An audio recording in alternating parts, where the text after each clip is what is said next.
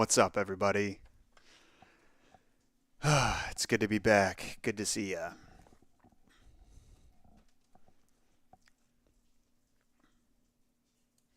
Gotta adjust my browser here so I can have your comments in an ideal position. How's everybody doing today? It's Thursday. It's 1:30 p.m. roughly Central Time in Chicagoland.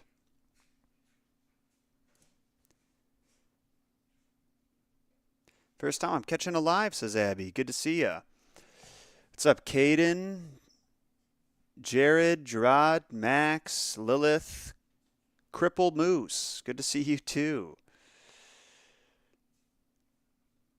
The Headless Horseman. Hey, thanks, Max. Thank you on the congrats. Freya, good to see you again.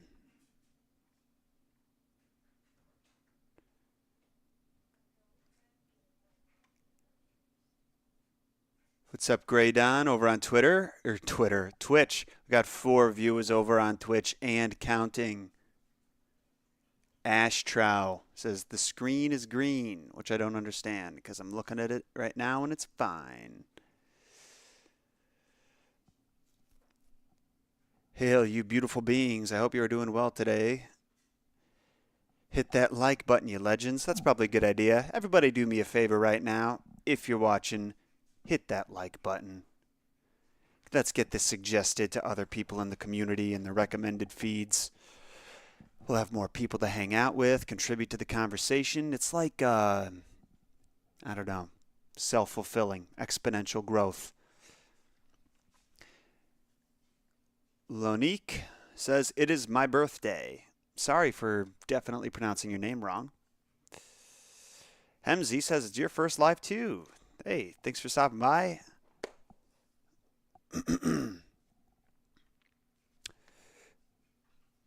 Ghost Espion says, my lizard wants to watch the live. He became crazy once he heard you. Well, I have always had a way with lizards. I don't know what it is, but we get each other.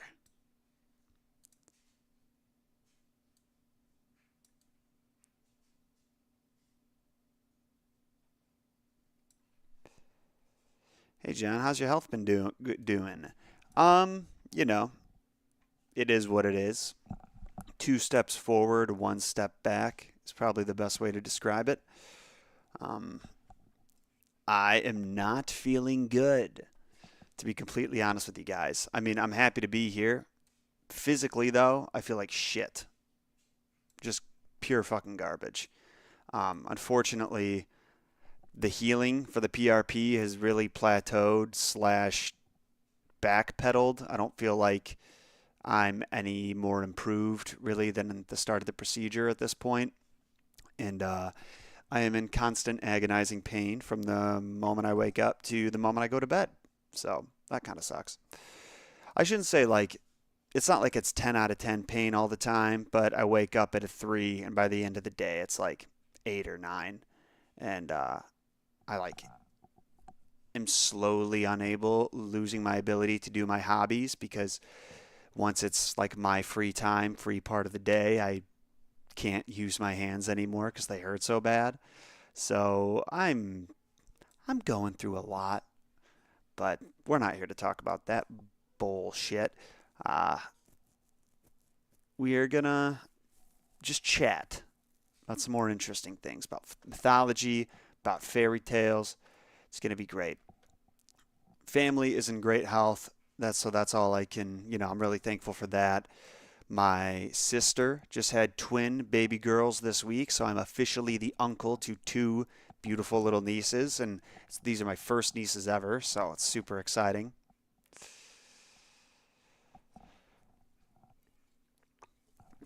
A lot to be grateful for. A lot to be grateful for. Mandy Rude says, John, I have chronic pain since 2012 from a broken neck. It's day to day. I feel ya. Sorry to hear that. Very messed up origins of it. Very messed up origins of misery. All these Stephen Kings. Yeah, I think that could be fun. I think that could be real fun. Whoa, Graydon. Thank you for the donation. Wow. 20 bucks. Like kind of unreal. Thank you. My I feel like, man, my alert box is all over the place. Sometimes it's too high, sometimes it's too low. Keep trying to find the perfect height. What's up, Astro? Welcome to the Twitch stream. Take care of you, John. We'll be here on your every return. Thank you. I appreciate that. It's it, it, it it's requiring me to come to terms with the fact that, like, part of the reason I haven't taken a break is out of like fear of everyone leaving by the time I come back.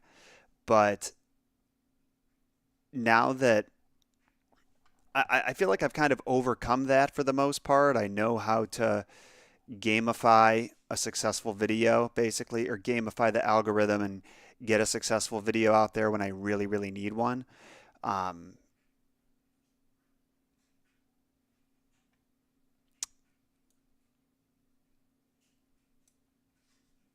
for a long time, I was just kind of blaming my lack of break on that, I guess. But I figured that out, and now I just kind of realize I'm addicted to work. Like, if more than a day goes by without me doing anything productive for the channel, it's really uh, it's really hard to pull away.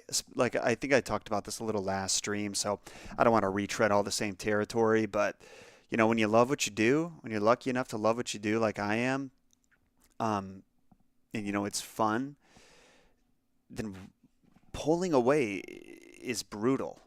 But I'm figuring it out slowly but surely. Still appreciate all the support and the love from you guys, though. This is a me problem, and I will figure it out. Thanks, Frey. I appreciate it. On a brighter note, how's Gunther? Gunther's doing pretty good, actually. He had a skin infection last time we streamed, and that's completely gone now. He's looking great. He's got some beautiful little wrinkles. Um, like, they're not all bloody and gross anymore. And he's been very cuddly. Like, he ever since we got the baby, both of our dogs have been a lot more clingy. Like, they're clingy to each other, they're clingy to us. They get a little sadder, a little more sensitive. It's been very interesting to see, but overall, I mean, they're doing great. Their favorite time is the end of the day when it's time to just chill, and they sit in our laps and just cuddle. It's the best. Messed up origins of the great mouse detective.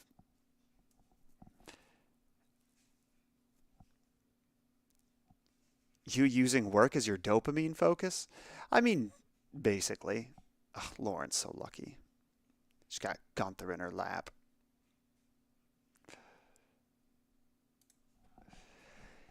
Um,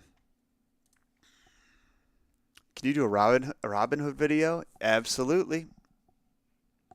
Absolutely, we can.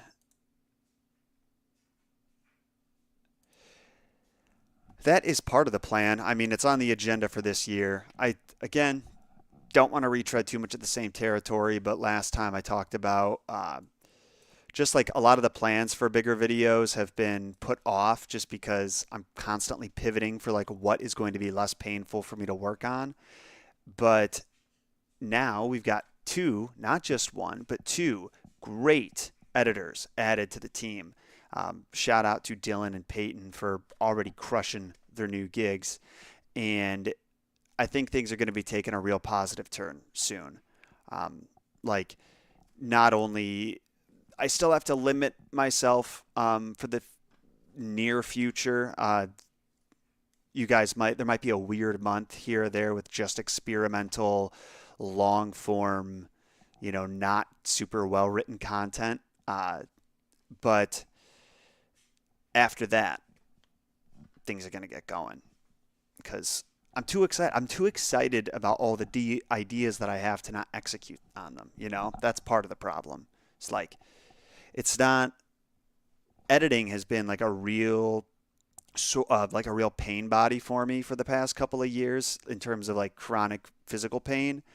But now that I'm uh like more focused on writing, I'm seeing that also just using the keyboard is really creating a lot of inflammation and pain. So I'm gonna like again gonna have to withdraw from that for a little bit. But Marco said, would you consider shorter videos while you're recovering? I think people would understand.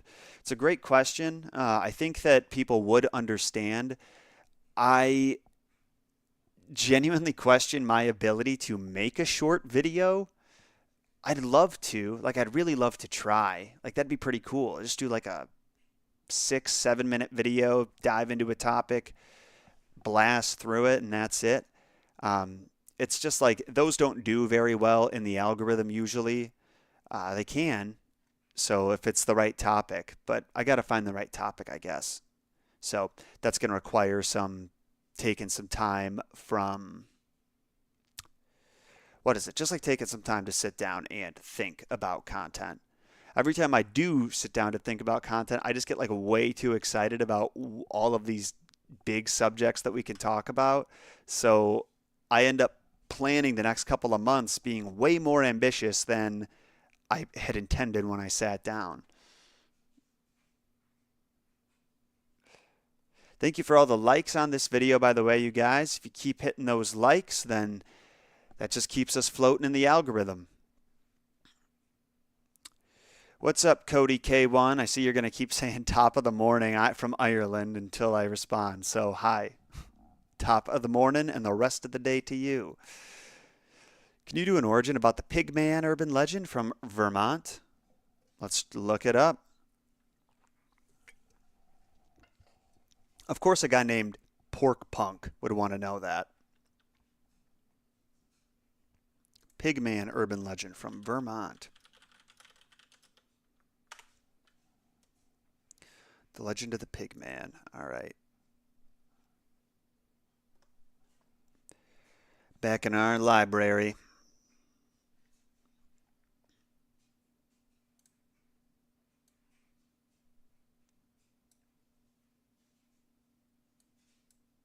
Hey, thanks for the donation.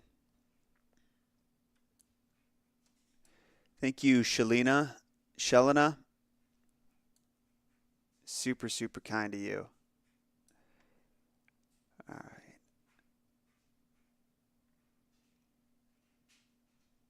What are we doing?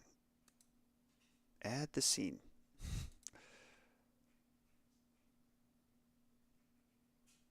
Window capture.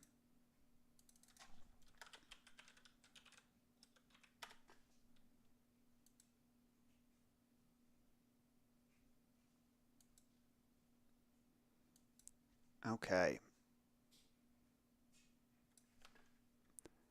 I always forget how this works.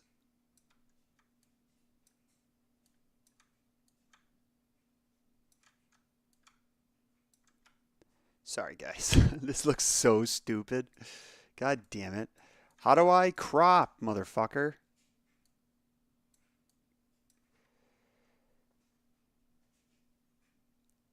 I had this figured out last time. Not trying to show you all my friggin' shortcuts and whatnot. Am I broken? What is going on? Why won't this just work?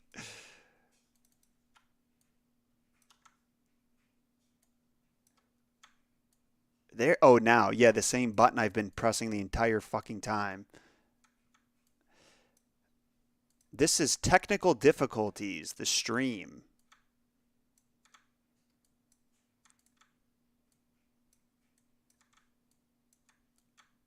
Are you kidding me? I'm going to have an aneurysm. What is happening? It's like the button works when I want it to, and then it just won't. Yeah, could you work? Thanks. Thank you. All right, I'm sorry, guys. I actually am losing my mind here. So it works on the sides, just not the corners. Is that really what it is? Oh, you piece of garbage. You piece of trash. What a stupid interface. All right. I've been staring at this creepy pigman thing for way too long. Let's get through this. That's even worse. God damn it. All right. So this is from who? I don't know what Castle of Chaos is, but get out of here. Haunted house. It's a haunted house, I guess. The Legend of the Pigman.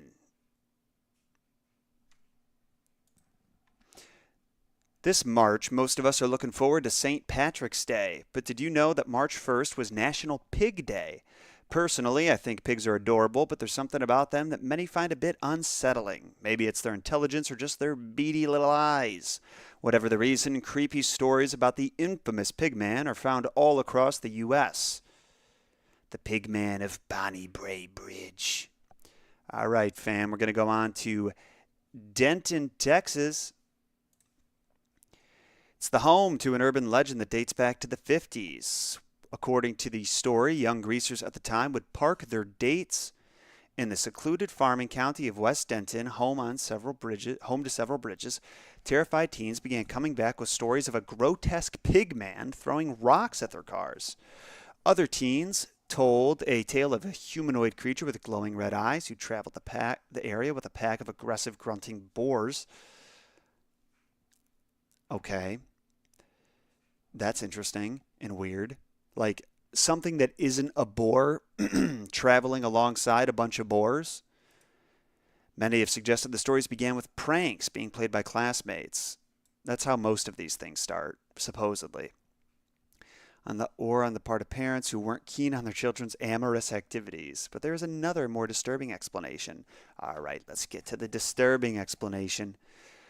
During the 60s and 70s, some of these remote areas near Denton were used by Rex Cobble's cowboy mafia for illicit activities, including drug smuggling. There were reports at the time that a greaser was caught by the gang and had his nose cut off and a Joker-like Glasgow smile cut into his face. This was the gangland sign that someone had been squealing to police. Jesus. The story goes that the disfigured pigman remained on the outskirts of town, taking shelter in sheds and under bridges. Regardless of whether or not this part of the story is true, it's possible that the story of the pigman of Bonnie Bray Bridge reflected real anxieties at the time about the no-good shenanigans going on the countryside. So yeah, so what it's saying is like what came first, the chicken or the egg? It was Rex Cobble's cowboy mafia causing trouble in the area, and people. I could see somebody seeing like giving a warning, like, "Hey, don't go in that area. There's been some shady shit going on. The mafia operates out there, and the last guy who went out there, they cut his face off, this and that."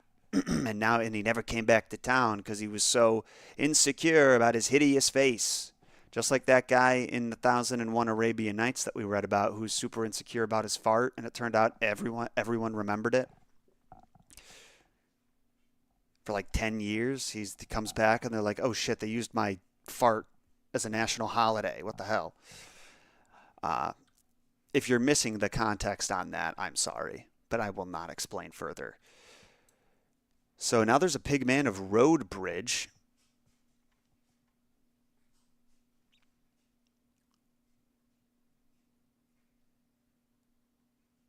Shoujo Skip. I'm not able to read any of these suggestions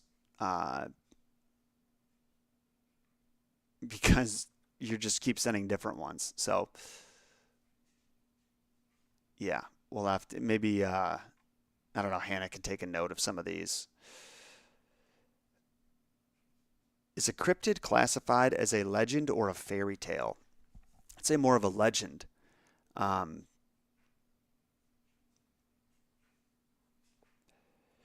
yeah, like Hannah said, best place to give suggestions for topics is the Discord because going through the chat after a stream is like basically it's a fool's errand.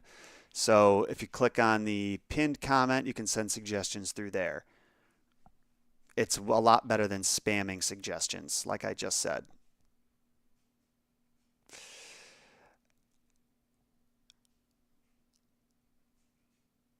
Definitely man bear pig likeness. Yeah, that's for sure.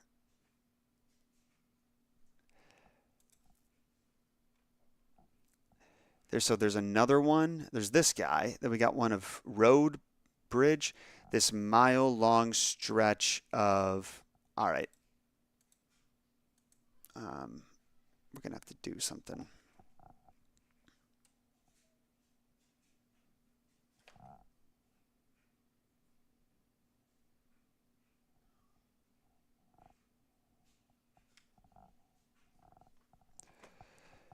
Verna says, I have an idea, which is also a question. Throw it out there. I am all ears.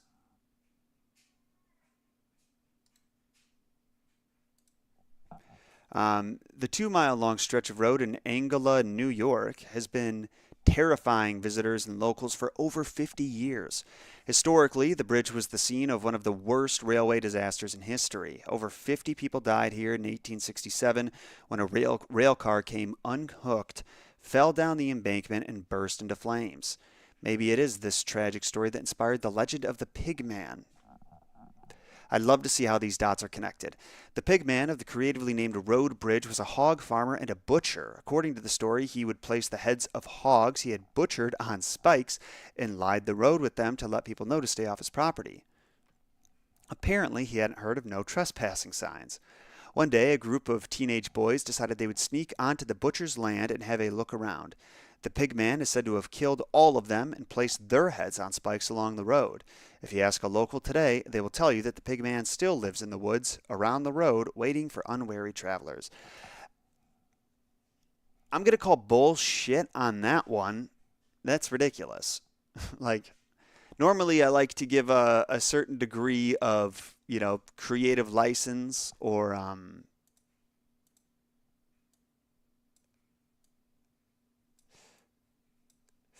like just I'll give a more believability to these just because I don't want to all I know is that I know nothing, so could be wrong. Um, but like maybe there's some context or evidence that I'm missing, right? This seems ridiculous to me. This guy, he's a hog farmer and a butcher, and he would like I understand the heads of hogs thing, fine. But then a group of teenage boys sneak onto his property to have a look around, and then he just killed them all and put their heads on spikes along the road. Like, he would be arrested. I don't care if this is even close to around 1867 uh, when that rail car, like, that rail car can't coming unhooked that somehow inspired the legend. No disrespect to whoever wrote this, because I don't know enough about you and I haven't read the whole thing, but this seems bogus. This is definitely just some like, I went on cryptid Wikipedia and copy pasted some shit or had ChatGPT rephrase it. In Northfield, Vermont, um, locals tell of a naked man with a bald head and a pig snout who chases down young couples and brutally attacks them. This legend also began in the 50s and also involved couples of out parking in secluded areas, as it always does, as we discussed in the Hook Man. Uh, the Pig Man seems to specifically target boyfriends, just like the Hook Man, leaving girls to run home screaming and terrified. Some versions of the story describe this pig man as being covered in white hair or even wearing a rotting pig's head as a mask. It all started in 1951 when local teenager Sam Harris went out on the night before Halloween to get into mischief. Sam Harris never came home, but soon afterward, the pig man began terrorizing the area. Some say that Sam sold his soul to the devil and became the pig man. Others say that he was the creature's first victim. A few years after his disappearance, a group of teenagers drinking in a sand pit near the high school reported seeing a man-like creature, uh, the brains of a donkey or a donkey-like creature. How do we know you don't have you aren't a donkey-brained man? Soon after, people all over town began reporting sightings of the pig man. Drivers claimed he'd run in front of them. All right. I'm over it. Started off kind of interesting, but whatever. I still think that could be a fun topic, so I'll take a note of it. Um, what else should we look up? Speaking of pig farmers, do you know about Robert Pickton, the Canadian serial killer who was a pig farmer in Alberta? Let's see. I don't think so.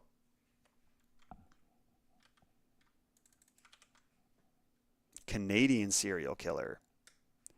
Wow, he was born the day after my birthday, just 55 years prior. Not really a flex. So, Canadian serial killer and pig farmer. After dropping out of school, he left a butcher's apprenticeship to begin working full time at his family's pig farm and inherited it. So, what are this man's crimes?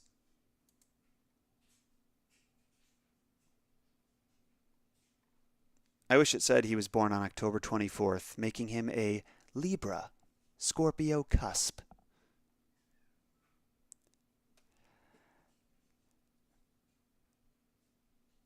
He was charged with the attempted murder of a sex worker whom he stabbed 4 times. What an asshole.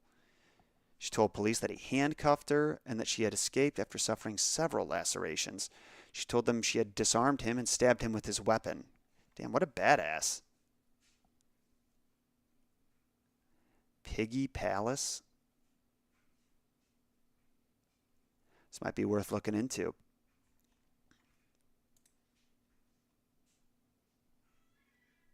I'm sure that like other YouTubers have covered this already, but whatever. The Picton brothers were eventually sued for by. Okay, so it was more than one dude. Yeah, this kind of sounds familiar. Maybe I have heard this. But yeah, it's pretty crazy. Just joined. What are you doing? We're just hanging out, friend. Just going to browse the vast, vast interwebs for something to do. Weird shit to read about. That's what I'm saying. Please cover animal. Messed up origins of Stuart Little. We can definitely, he's on the list.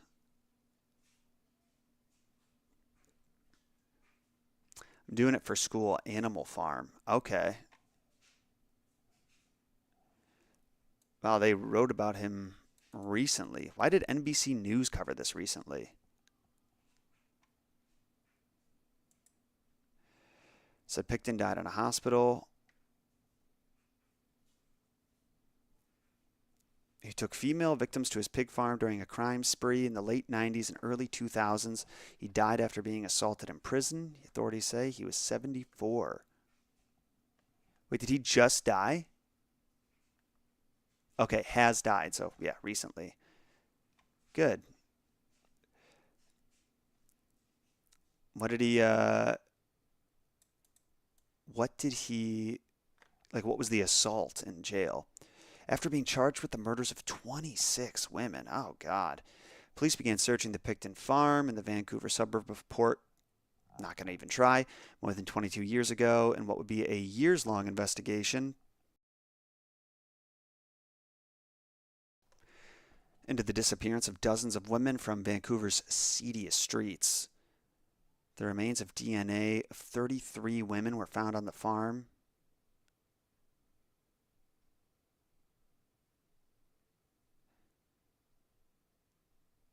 Ugh.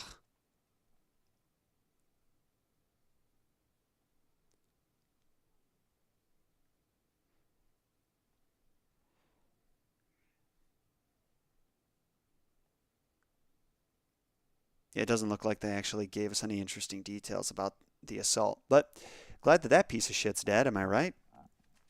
That took a weird turn.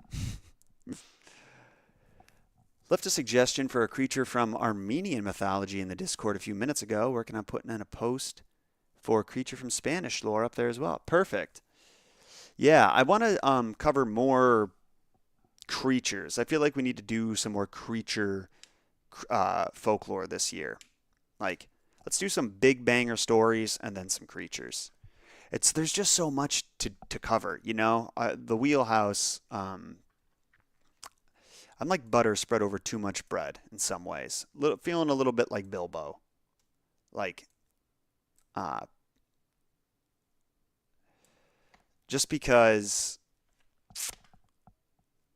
you know we could just go in so many different directions with the content that I'm like, it's hard to pick one because it's all interesting to me, and I want everybody to be satisfied with what they're getting. You know, Japanese folklore. We got some of that coming at the end of this month. I can promise you that.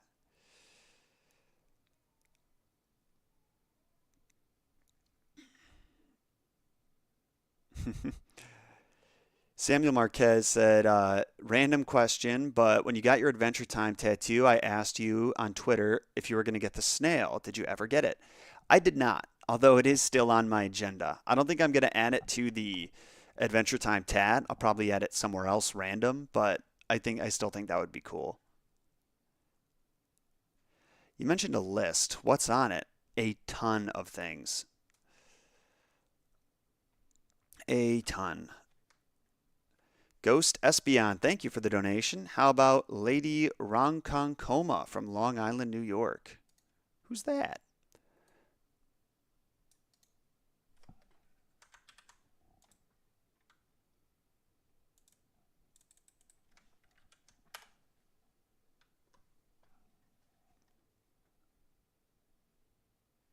The Return of the Lady of Lake Ronkonkoma.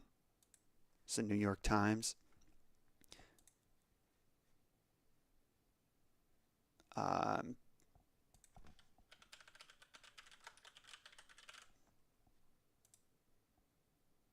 oh, come on. I've already used poopy pants. God damn it. Mm. So I don't actually have access to poopypants at gmail.com, and I am sorry to whoever does, but I'll usually put some kind of variation of that if I something wants me to put in an email. Not always that though.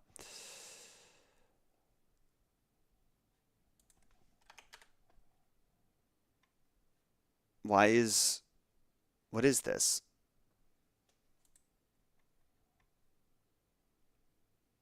Indian princess?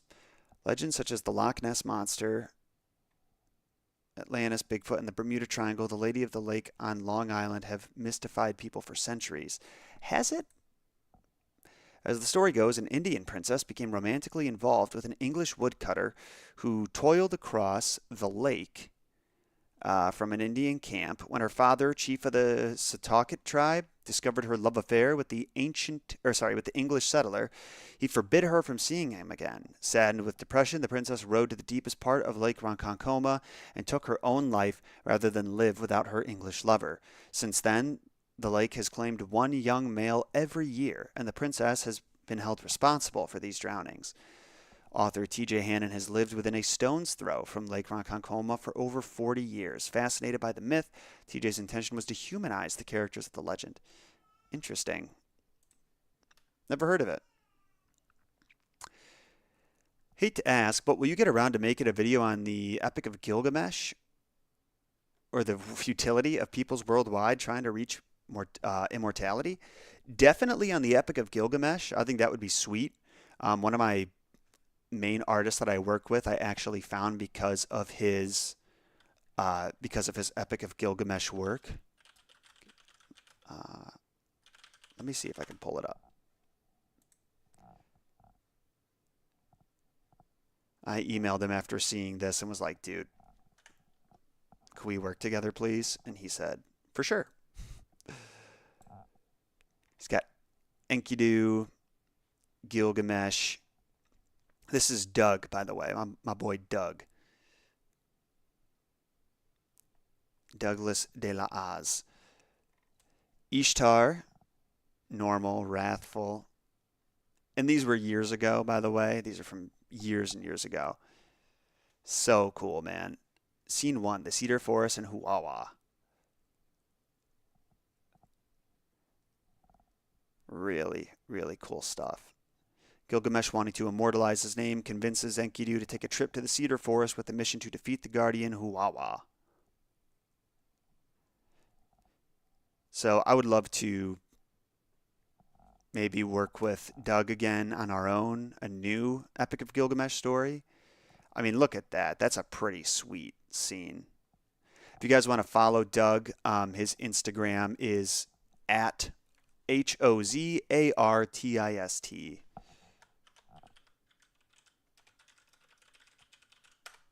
Put that on the Twitch chat.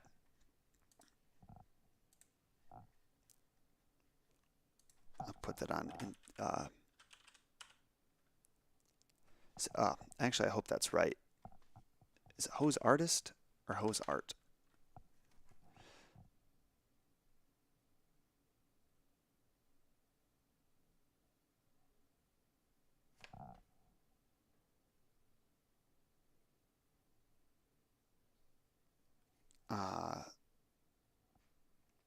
Sorry. Sorry, gang. Oh, yeah. O's Artist. Boom. On Instagram. Check him out. The Bull of Heaven. The heroes run to Uruk, and their exploits captivate the goddess Ishtar, who proposes to Gilgamesh to be his lover. Gilgamesh rejects her offer, as we've talked about in the past, and the goddess in revenge summons the Bull of Heaven to destroy the city. Fucking rad, dude. So fucking cool. Then the death of Enkidu. After Gilgamesh and Enkidu defeat the Bull of Heaven, the goddess Ishtar stands up on the walls of Uruk with the intention of cursing Gilgamesh. Enkidu interferes, and thanks to that, Ishtar curses him instead, and he dies. So sad. That's like, Frodo and Sam. This is the scene that always stands out in my memory when I think of finding Doug's work for the first time. After the death of his friend Enkidu, Gilgamesh, now an old man, becomes fearful of his own death. So he starts to seek the secret of the eternal life. For that, he must find Utnapishtim that lives beyond the waters of death. So cool. Where's the story from? It's the Epic of Gilgamesh from Babylonia. Sorry, Mesopotamia. I don't know what's like. It's been a while since I've talked about Babylonia and Mesopotamia. I can't remember the exact relation to each other, so apologies. First half of the story discusses Gilgamesh, who was king of Uruk, and Enkidu, a wild man created by the gods to stop Gilgamesh from oppressing the people of Uruk. After Enkidu becomes civilized through sexual initiation, he travels to Uruk, where he challenges Gilgamesh to a test of strength, which Gilgamesh wins, and the two become friends. They make a 6-day journey to the legendary cedar forest, as you guys saw in the illustration, where they ultimately slay its guardian, Humbaba or Huwawa. Humbaba is the name that I gave him in the Astrology Explained. Together, so yeah, they make the 6-day journey, cut down the sacred cedar. The goddess Ishtar sends the Bull of Heaven. So honestly, like, I should just read the Epic of Gilgamesh from beginning to end and then see, how to break that story down, because I think that would make a great video.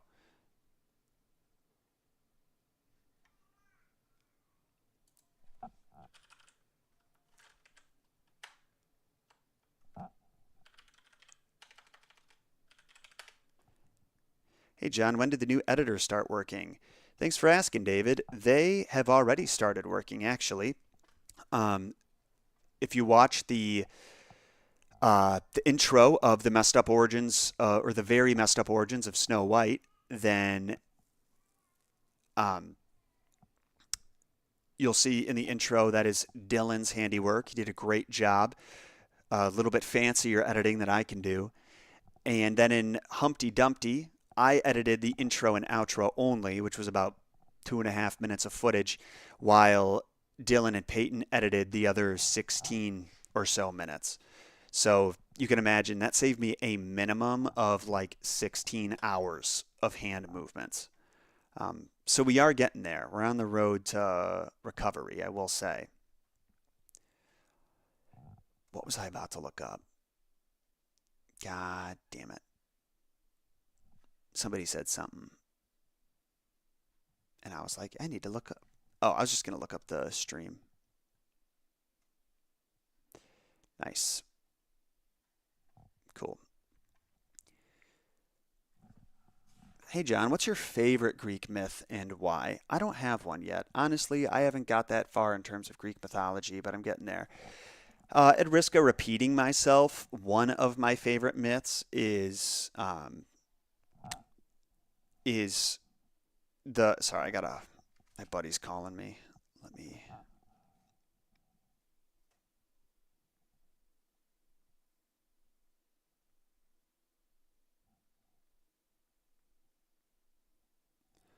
my boy Angelo gave me a ring. uh so my favorite myth is one that you can actually watch because I made a whole video on it called The Very Messed Up Tale of Hephaestus's Revenge, or Hephaestus's Revenge, if that's what you prefer. I really like the whole story of Hephaestus. There's just something about it that like it just I don't know. He's such an underdog.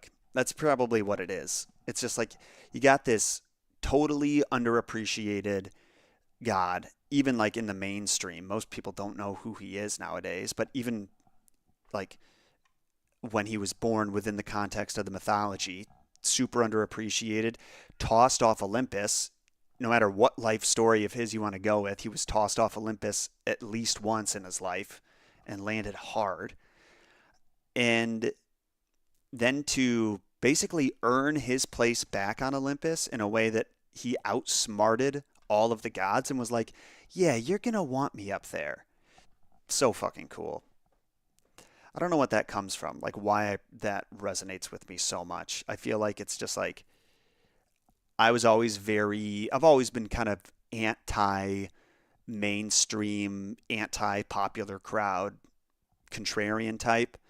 And the fact that, basically you had the cool kids at the lunch table telling Hephaestus he couldn't sit with them. And then him being like, I'm going to build my own lunch table that actually makes food on its own. And it's going to be badass.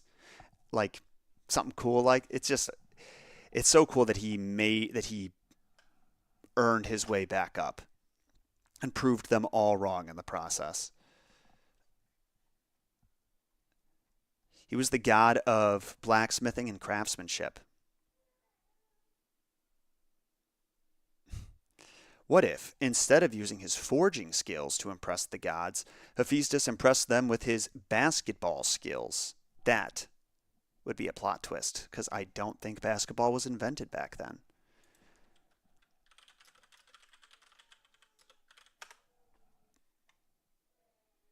History of basketball. Now we're doing this. Looking up the history of something I don't even care about. I hate basketball. In the words of Joe Rogan, if you made it illegal tomorrow, I couldn't care less. A game similar to basketball is mentioned in a 1591 book, and asterisk, this is Wikipedia, so please take it with a grain of salt. This is not the extent of my research when I'm doing videos that are like, well produced and planned. 1591 book published in Frankfurt am Main. That reports on the lifestyles and customs of coastal North American residents. Among other things, a game of skill is described in which balls must be thrown against a target woven from strings mounted high on a pole in the middle of a large playing field. There's a small reward for the player if the target is being hit. But the game of basketball as it's known today was created in December of 1891 in Springfield, Massachusetts to condition young athletes during cold months. Interesting. Upon the request of his boss, Naismith was tasked to create an indoor sports game to help athletes keep in shape in cold weather. It consisted of peach baskets. Yeah, I don't know why like the term peach baskets always stands out in my head, but like once I learned that the original baskets were peach baskets, never left. And a soccer style ball. He published 13 rules of the game, divided his class of 18 into two teams of 9 players, which is quite a bit, and set about to teach them the basics. All right. My ADHD has currently made me bored of this topic. Waiting for the next suggestion. I think you might have fun with the upcoming Digimon story. Digimon, digital monsters. Yo, John. Yo, Violet. Oh, I said Violet. It's Violent. Violent Tim Gaming. Remember the Aladdin crossover with Hercules? Hell yeah. Well, the Greeks did invent the Olympics. They sure did. Can you please make a video on the Japanese yokai Hachisakusama? Hachi, Hachishakusama. Check that out. Gamer says I should look up La Llorona next, but I'm just going to tell you to look up my video on La Llorona. The 8-foot tall female ghost who kidnaps children.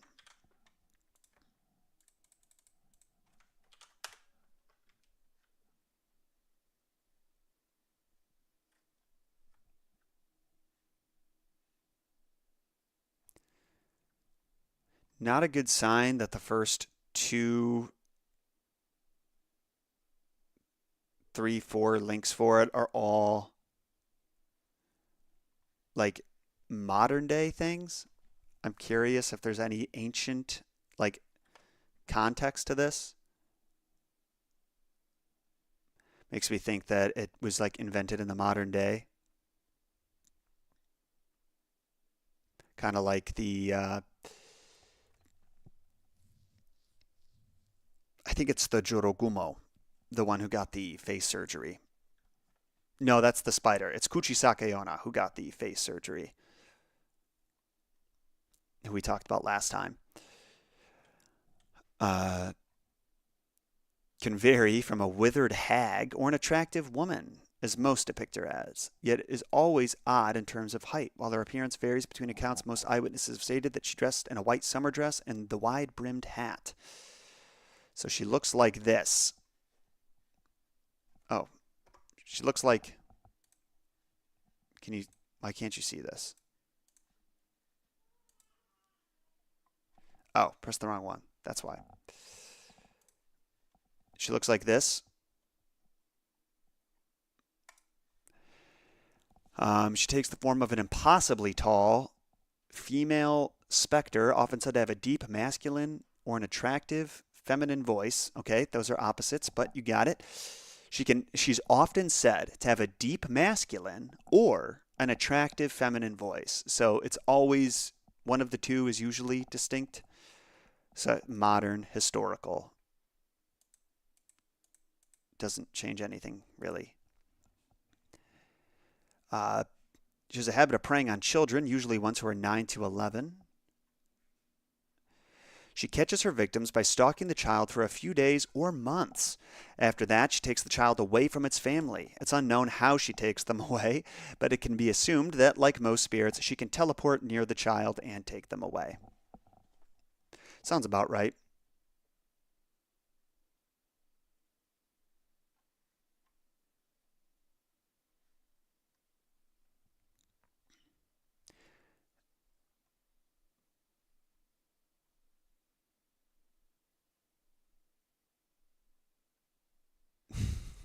Average existence enjoyer says, "Don't say mommy, don't say mommy, don't say mommy." It was tempting. As soon as I saw 8 feet tall, I started picturing the lady from Resident Evil, and like, so tempting. Step on me, mommy. Oh God.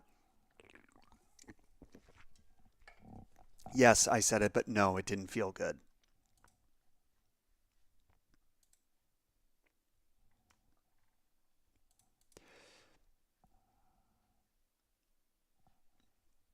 Shout out to the 4 viewers over on Twitch. Good to see you guys. What do you think of the lore of Inuit mythology? I've never really looked up much Inuit mythology. Let's check it out. I literally need somebody to like watch these streams and take notes consistently, because I'm gonna like what sucks is that I'm gonna get into all of this, and then again, just the craziness of life and probably my stupid ADHD brain, I'm gonna forget like all of the cool things we looked up. Maybe somebody comment timestamps or some shit. Inuit religion is the shared spiritual beliefs and practices of the Inuit. I don't want to go on Wikipedia. Inuit mythology creatures. Your guide to the monsters in Inuit art. Wow, you guys really want me to try to say these names? You kidding me? Like, this website is not formatted well for my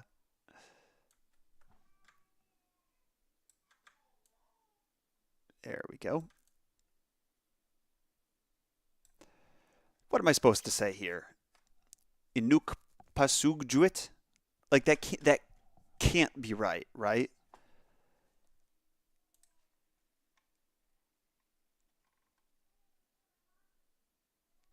Yo, I actually missed a few donations here.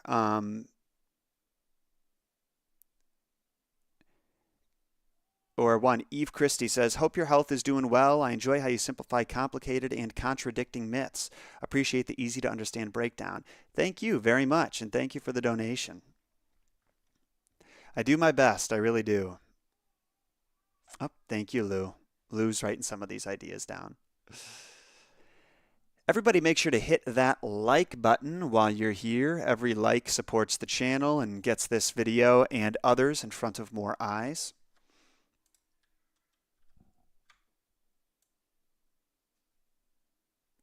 What? I need to lock that, and I need to crop this a little bit. Sorry, guys.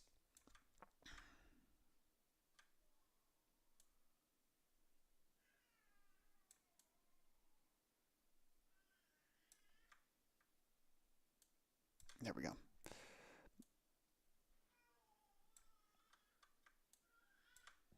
Okay.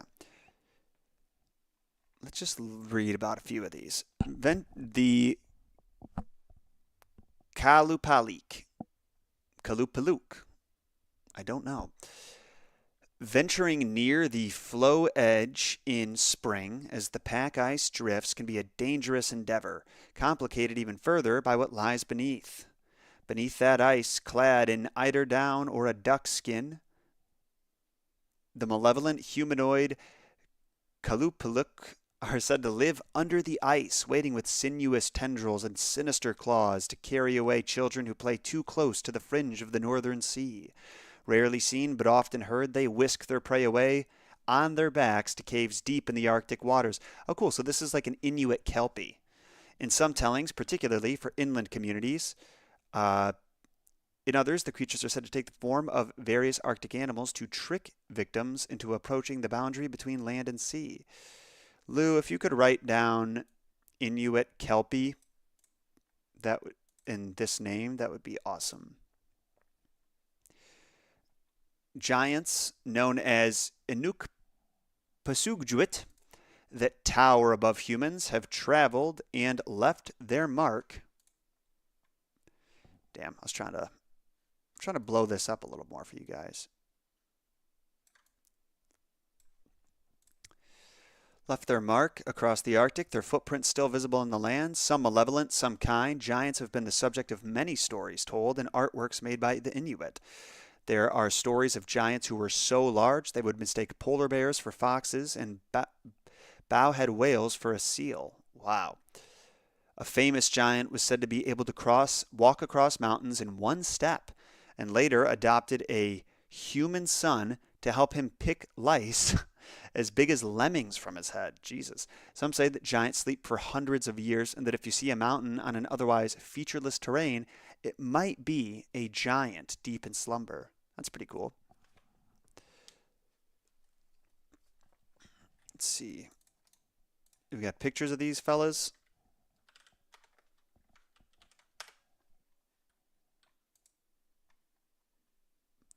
Not trying to rip off anybody's artwork, by the way. Just so that's clear.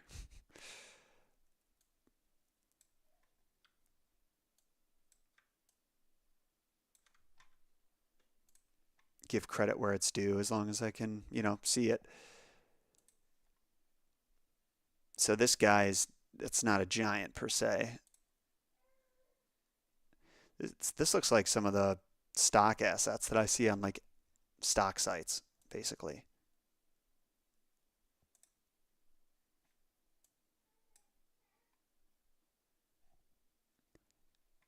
Getting a lot of mixed. Here we go. The Great Giants of the Arctic. Nice. So this dude's caught a whale. Author Neil Christopher wrote a book called Arctic Giants, if you want to check that out, with a very Lord of the Rings style font.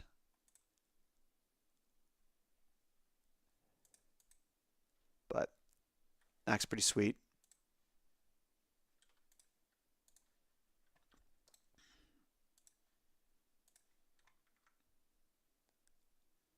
He's got a whole whale there, and several whales it looks like, and then you got the tiny little Inuit.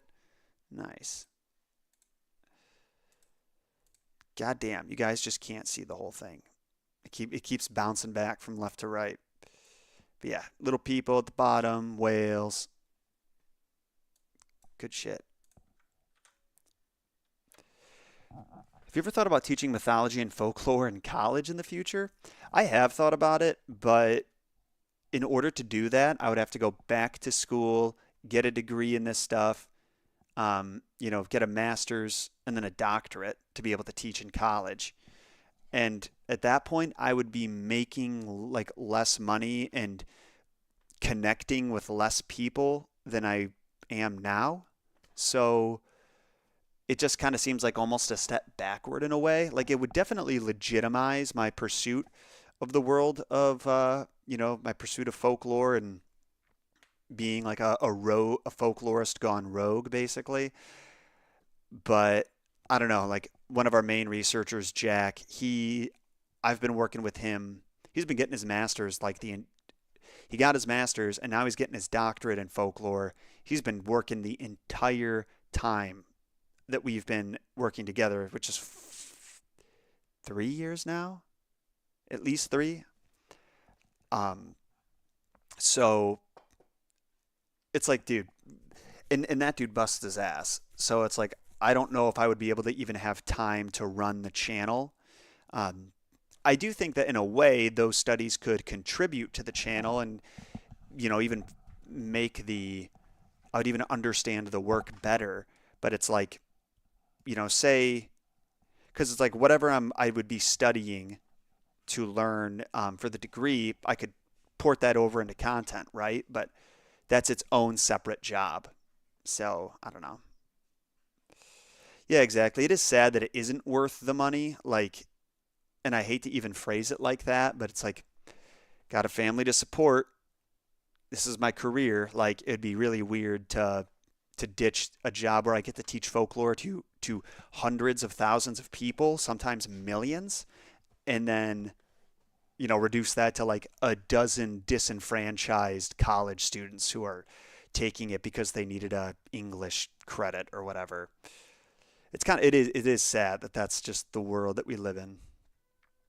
College is the financial gatekeeper of knowledge.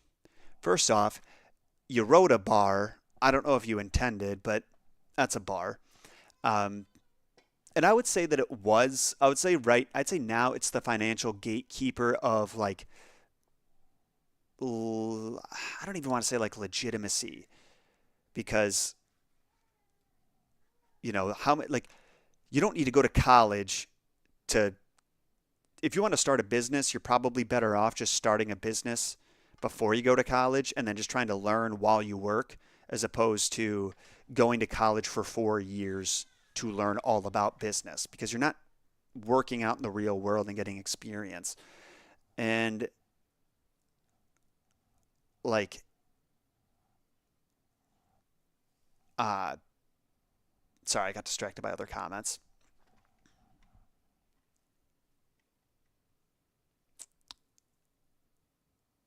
Um, Point being is like you have knowledge, like knowledge is more accessible now than it ever was. You just have to kind of learn how to teach yourself, and do it humbly with the knowledge that like you're probably going to misunderstand some things and get some things wrong, and you don't have all the information.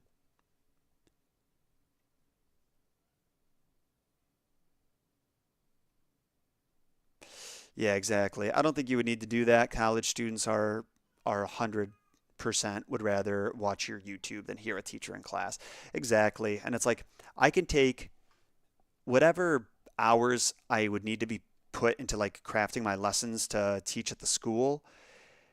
Uh, like I get to basically teach a lecture every week on something related to mythology and folklore, and it's a lot shorter, it's a lot tighter, a lot more time efficient. It's a lot more work for sure, but um, I get to do it regardless. College degrees aren't worth the paper they're printed on. Exactly. Like in certain fields, you do need one for the sake of legitimacy and getting credit. Like you need a license, but it means less now than it ever has. Anissa, thank you for the kind words. People are talking about Leviathan snake, but before him, the bigger snake was in Hinduism was named Vritsasura snake, who once stopped water. Oh, nice. Sexiest lore voice. My man. My man. A trade school is just as good as any college, and they are more focused on what they teach, so you have less superfluous classes. I agree. Like a lot of my friends from back home who didn't go to college went to some kind of trade school or got into like labor, and you know it's hard work for sure, but you learn some practical, useful skills, and you know you learn how to function really like independently, I feel. Gaia interfered a lot, but she was not punished, says Victor. Well, how are you going to punish Gaia? She's the Earth.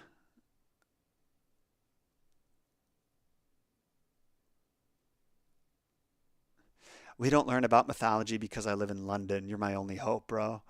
Damn. Well, shout out from the US.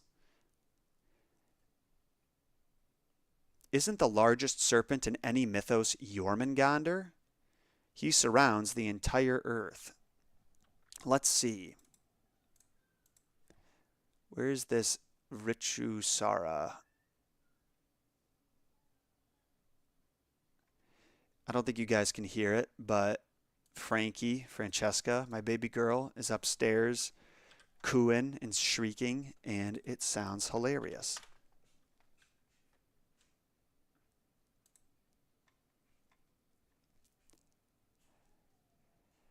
He serves the personification of drought. Back on Wikipedia. Um, so he serves as the personification of drought and is an adversary of the king of the Devas. As a Danava, he belongs to the race of the Asuras. Vritra is also known in the Vedas as Ahi. Ahi Sanskrit pronunciation is what? I'm not looking that up right now. Christopher Demetrius Venara donated $2. Thank you very much. Says, hey, John, joined late, never live streamed before. Hey, first time for everything. Thank you so much for joining. I loved your episode on Loki's children. Criminally underrated episode. One of your best. Oh, thank you. It was a fun one to make. That was my first, like, I think, compiling of old content type videos, and It was more work than I expected because I had some tweaks to make, but it was really fun. It was really frustrating. I was literally in Greece when I posted it, and then I got a flag on the middle of my first day in Greece I got a notification that I got a community strike because there was a censored nipple in the thumbnail. So frustrating. So I had to re-upload it, which is also why the views are a little bit less than usual. It had like it had like 70, 60,000 views, I think, when I had to private it or re-upload it. Sorry. So Vritra literally means cover obstacle in reference of him holding back the waters. It stems from Proto-Indian Iranian from the, all right, that's etymology. I don't get too much into the etymology, as you guys know. Functionally, he's related to Jormungandr, Typhon, and Veles. Should we just do an episode on giant snakes in mythology? I think that'd be fun.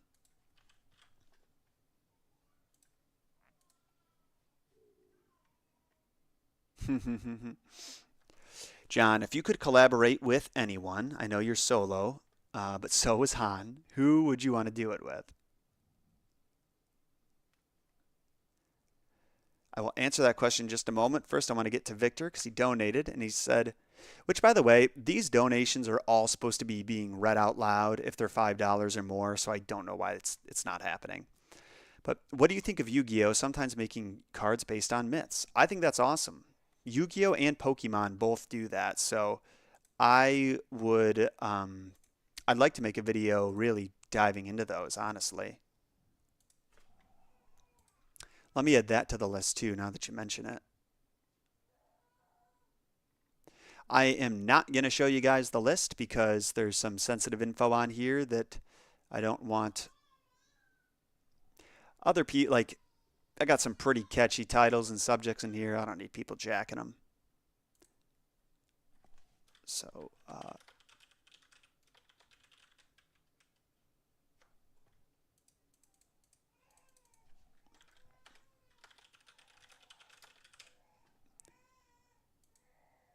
add in these.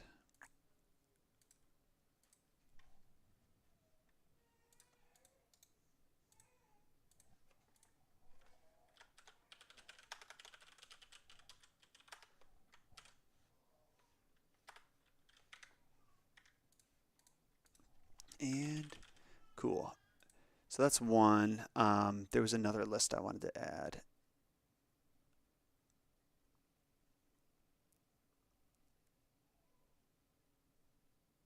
Oh, Criddle says, I'm so proud of how far you've come. I've been here since just before 100K subs, and now you're close to 2 million. That's insane. Why did you stick around for so long? Thank you so much, Criddle. I appreciate it. Keep up the awesome content, brother. Are you ever going to do an episode on Wonder Woman and the Amazons? I've thought about it, not in a while, to be honest with you, but I have thought about it. I'll add that to the list too. Probably should have done that when Wonder Woman was like more popular. Now everybody's kind of sick of Gal Gadot, and that whole the whole DC universe is getting a hard reboot anyway. But maybe we'll get a better Wonder Woman who can actually act.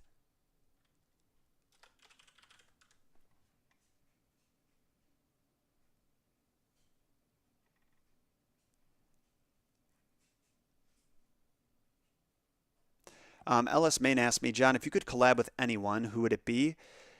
Um, if I could collab with absolutely anybody, it would probably be, even though our content is not completely lined up, I think it would be really fun to tell a messed up origin story with Mr. Ballin. I think that would be a blast. If I could get him to join me, that would be great. I know that he doesn't really go into mythology and folklore. I mean, he definitely goes into cryptids and whatnot, but not the origins of them. He just tells cryptid stories, and then he doesn't do any mythology. But I think that would be fun. Somebody who's a little more in my lane. The mythology guy and I, we talked last year about doing a collab and then he just kind of fell off the map. Um, I've reached out to him a couple of times. Uh, I'm still absolutely open to it. I'd love to work with the guy. He's super talented, and uh, the conversation that we had was great. But I know it was like right around when he and I talked, it was right before I left for Greece. And then I got back, and uh, Frankie was born the next month, and he was traveling with family or something like that. I don't want to speak for him, but he had a lot going on too. And then we kind of just, he still hasn't made the video that we talked about collaborating on, though. So I think that's a good sign. And neither have I. I would also love to collab with Overly Sarcastic Productions. I think they would be great. I don't think they would like me very much, to be honest, although I am sarcastic like them. Like, they don't seem to talk to anybody in the mythology space, which I don't really understand. They just kind of hang out with each other in their own little in group, which is a shame. Like, my biggest like gripe about even the mythology space in general is that everybody's so, in not saying this, like I haven't talked to the other creators, so this is just my interpretation of what's going on. But to me, it seems like people are afraid of collaborating because they don't want to prop up another creator who might detract views from them. Because it's like, how many people really are going to watch a video? Like, how many videos on Zeus are you going to watch? Like, if it's got a fun angle, then you'll probably watch multiple if they all have fun, unique, different angles. But like the complete mythology of Zeus, you're probably only going to watch that one time, maybe two, if you're trying to cross reference some things. So it's like if I do a video on Medusa and this guy does a video on Medusa, we might see each other as like taking views away from each other. But I I think that's kind of silly. I have reached out to other mythology creators. One who's actually quite a bit smaller than me, but is very talented, and he just kind of ghosted me as well. Uh, I shouldn't say as well. He just um, he he didn't seem interested in any way that we could work together. He wanted my help and my advice on some things, and once I gave that to him, he just stopped talking to me. So probably not going to collab with that guy anytime soon. Um,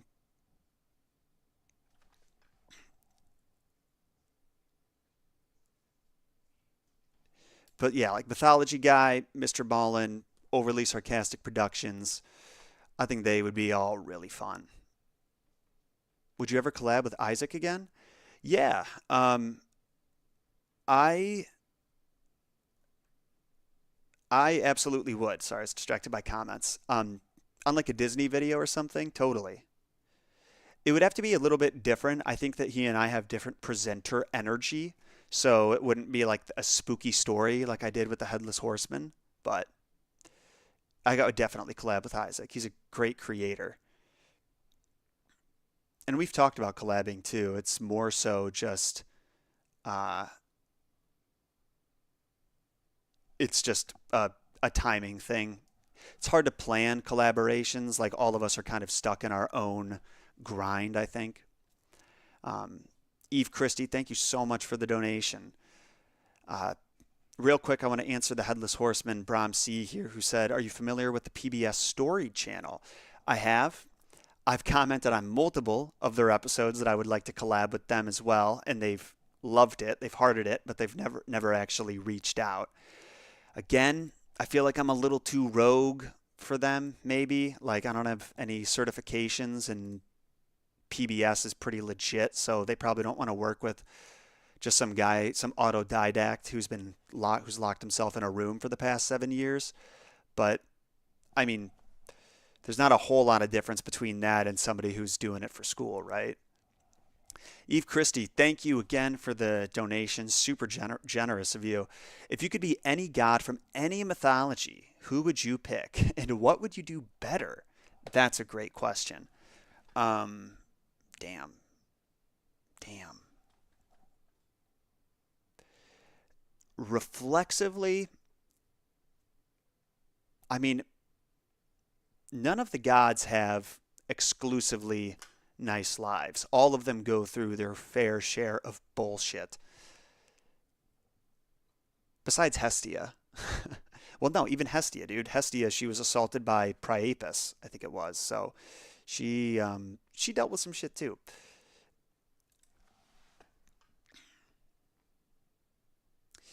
This is probably a really sad answer, but I have been in so much physical chronic pain lately that I would love to be Hercules in his god form because it just feel nice to feel that strong and capable.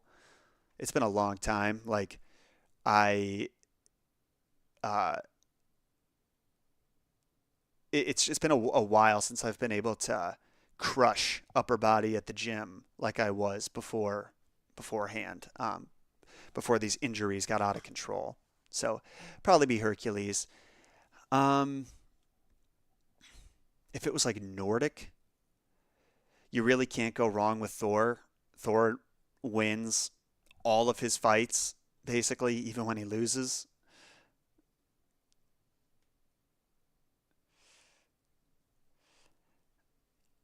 I'd choose Asclepius so I could raise the dead. That's an interesting perspective.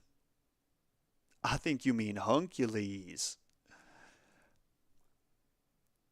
A kid that I babysat told me that their teacher uses your content in their history lessons. That's cool. I uh I also like that's another thing that I kind of struggle with. It's That's not the right word, but it's the word I'm using when writing is like how mature, how risque do I make this content? Because like on the one hand, say for the story about Gold Tree and Silver Tree, or not even that story specifically, but the very messed up origins of Snow White. I'm talking about a story where the Snow White character is accused of letting seven dwarves run a train on her. So as soon as you introduce that, dropping the occasional ass or damn or shit seems really minimal and like not a big deal at all. But it's funny how like if you tiptoe around the language, then you could present that story where she lets seven dwarves run a train on her to a bunch of 12-year-olds. And if you present it the right way with the right language, like, you know, she, I don't know. This is a weird. I'm wading into weird territory, but kind of like the way that Lewis Carroll used violence in Alice Through the Looking Glass, like uh, with Off with Their Heads, for example. None of the kids reading Off with Their Heads are picturing head being chopped off, vertebrae being broken, sinews sticking out, blood. It's like the cartoon Ham with a big old white bone in it. That's as complex as it gets. So avoiding like the bad words and the bad terminology is always something like I consider doing when telling these stories. But at the end of the day, I'm like, well, Snow White had a train run on her, so it's probably fine, right? The teachers probably aren't using this particular episode in class anyway.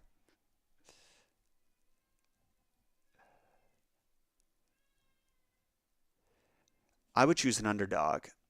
Going back to which gods you would be, I'd choose an underdog because they go through so much strife and struggle that they have better stories. That's a really good point. Just traumatizing generations for years to come. That's what I'm hoping. Trying to indoctrinate the next batch of solo cups.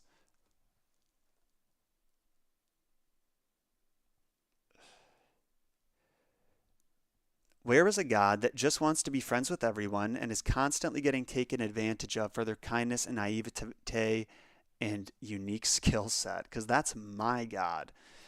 Oh, poor Olivia. I'm sorry to hear that, buddy. Um, I am trying to think of a god like that. Like Apollo isn't the nicest, but he does get the short end of the stick with like his romantic life quite a bit.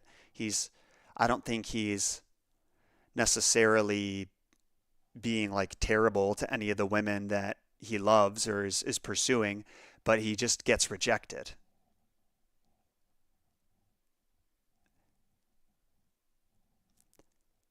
I would be Hermes. That's my dude. I don't understand between poltergeists and ghosts. That's a good question, too.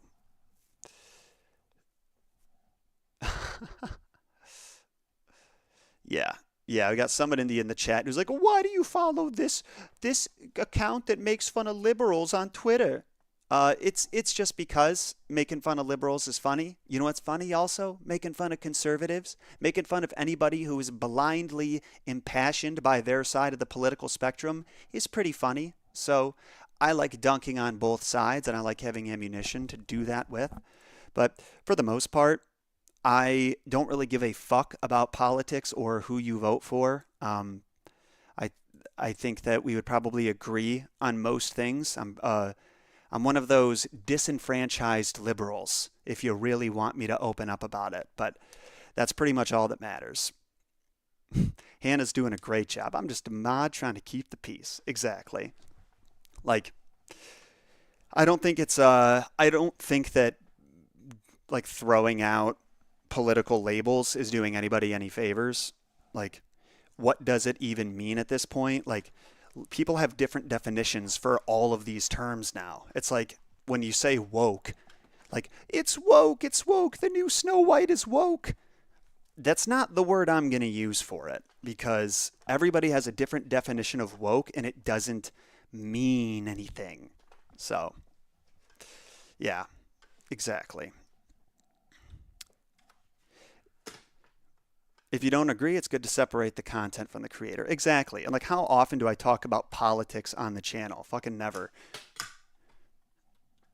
Nobody likes talking about politics. Exactly. Like, I would like to talk about, I swear there is something interesting about the like origins of politics going back to ancient Greece and how like if I remember right, I could be wrong, but as cities in Greece started to pop up, like ancient Greece in the very early days of the empire, basically every time a new city started, they would have to start from the very beginning. Like they didn't have the rules and experience of another city. They kind of just always started fresh.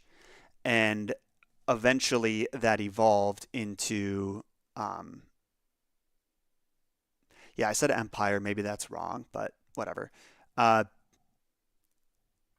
it eventually evolved into like a more structured system that became the political system that we know today because people needed a way to there needed to be a standard set of rules when forming these new towns and people needed to have established roles.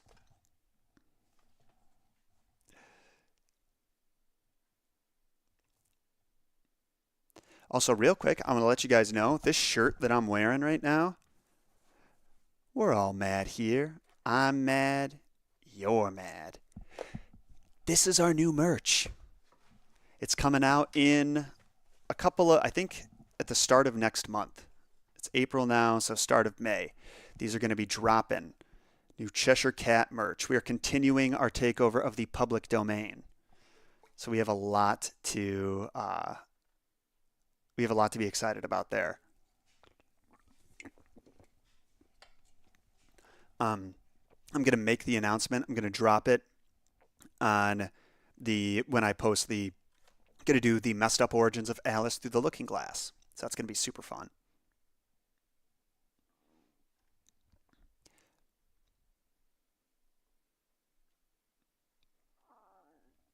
You should make your own mascot character, like a.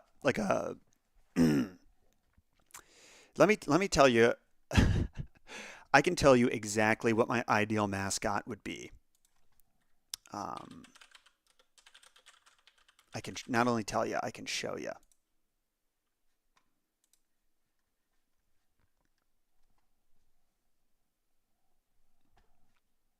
Boom. This is Caesar. He's the or Caesar. He's the little black pug from the Castlevania anime, and he's a little zombie, and it's amazing.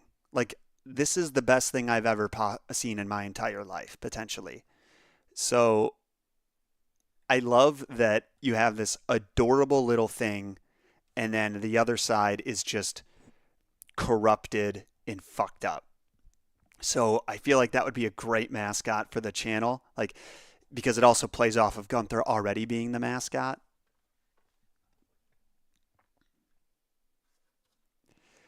Been watching since Messed Up Origins of Coraline and have been addicted to your videos ever since. Best wishes to you and your family. Thank you so much, Nicole Long.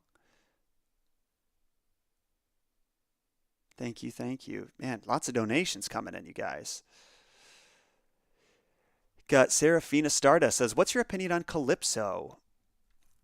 And Calypso and opinion on the epic musical and stories from Styx, if you have watched them as they are myth based. Ooh, I have not. That sounds cool though. I just always considered Gunther the solo cup mascot. Exactly.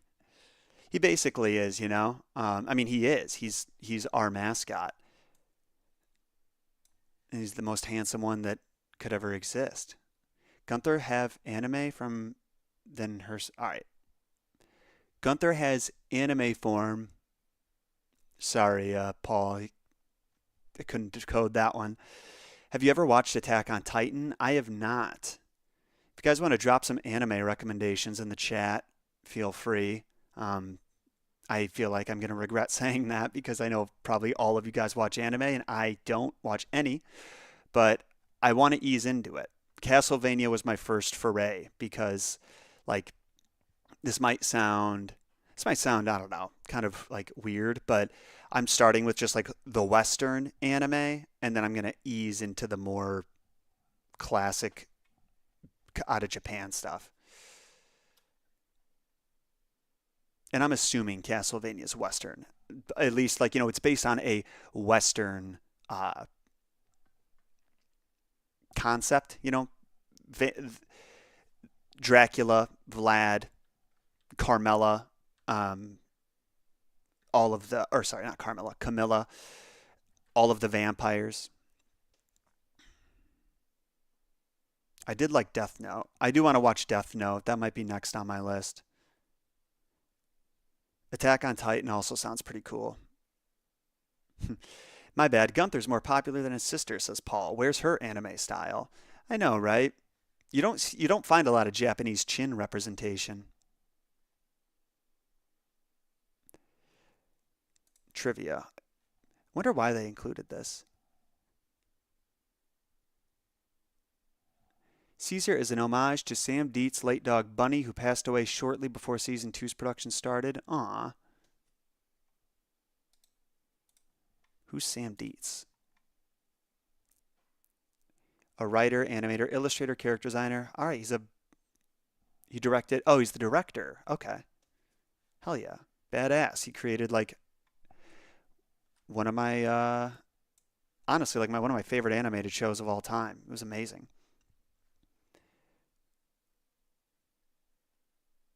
Sorry, somebody asked an interesting question up here and I got distracted with anime stuff.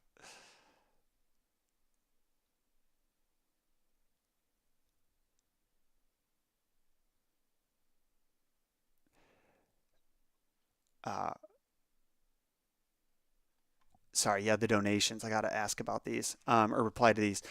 What's your opinion on Calypso and your opinion on the epic musical and stories from Styx? I don't know about stories from Styx, but oh, Eve Christie with another donation. Pick a goal.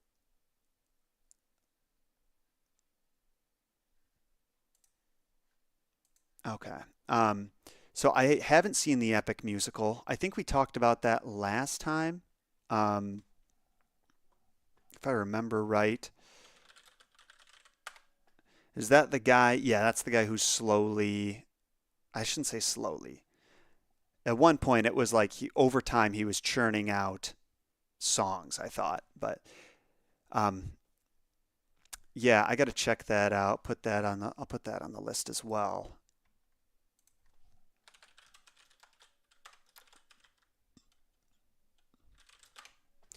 And then for Calypso, I don't know if you're just talking about like the character Calypso or if there's like from myth, or if there's another Calypso from pop culture or something that I'm missing.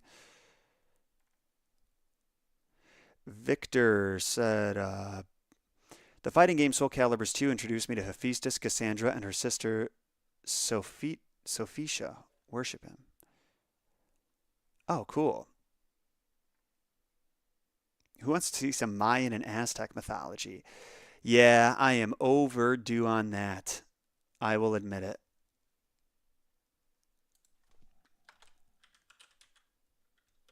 Aztec mythology. It's not like I don't have that written down somewhere else, but I'm slowly porting over notes from an old system into a new system that's a lot more organized. So I'm now making a table with all of these suggestions. And then Eve Christie asked, I noticed on your Instagram you visited Ireland. I'm from County Cork. Nice. What did you think about Ireland? Ireland was beautiful, like truly beautiful. I think we got really lucky that we went the week that we did. Everybody was telling us that it was unusually nice. We It was like actually sunny for part of the days there, where I only needed like I was actually getting hot in my sweatshirt. Um, I love the vibes of Dublin. It's like coming from like my main city experience is in like Chicago. Hate Chicago. Dublin felt it was a lot more. I like smaller cities, and Dublin's like right on the cusp of that small and big city. One might call it a medium city. But getting to see the countryside was great. Just those rolling hills, all the sheep. Uh, Props to our bus driver for being able to survive some of those narrow ass roads. Where else did we go besides Dublin? We went to Killarney and we went to what's the other place? God damn it. I always forget. I'm going to look it up and I'm going to feel like an idiot.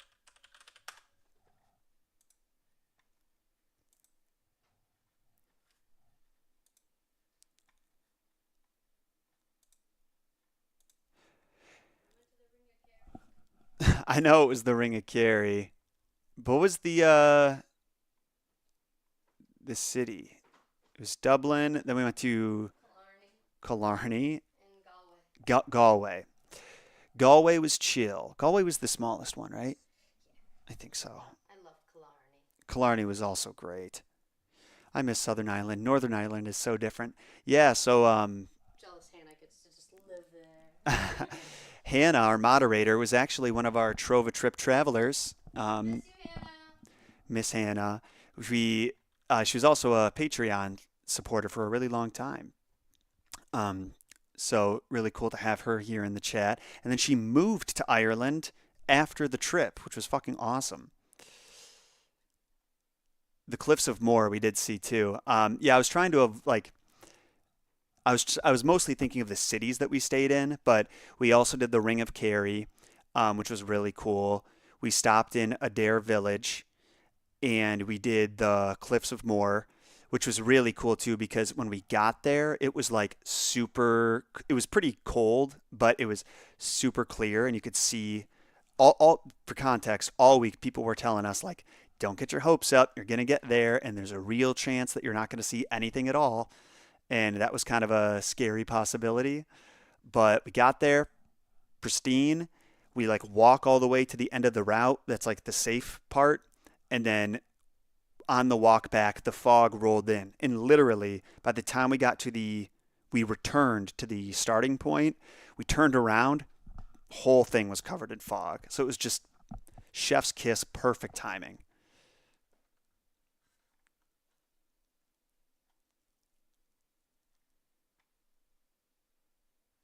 I cannot keep up.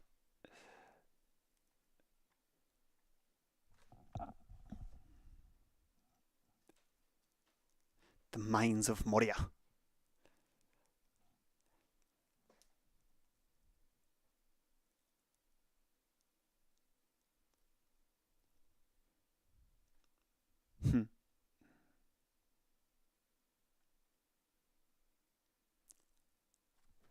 Oh yeah, we did see Dingle.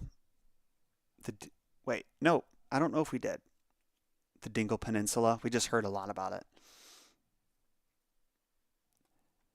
Back in January, you mentioned Mortal Kombat is your favorite fighting game series. Last month, I met a few of the stunt people from the first game.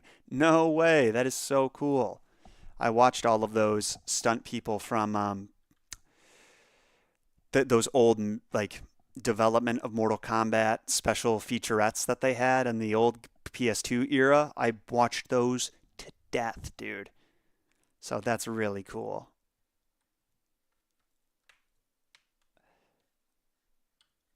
Does the origins of King David's personal army of elite warriors called the Mighty in the Bible? Interesting.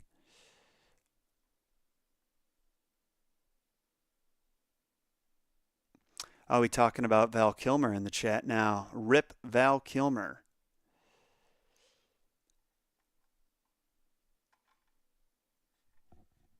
Loves Val Kilmer in Tombstone specifically, like you guys were saying. Um, just such an awesome character.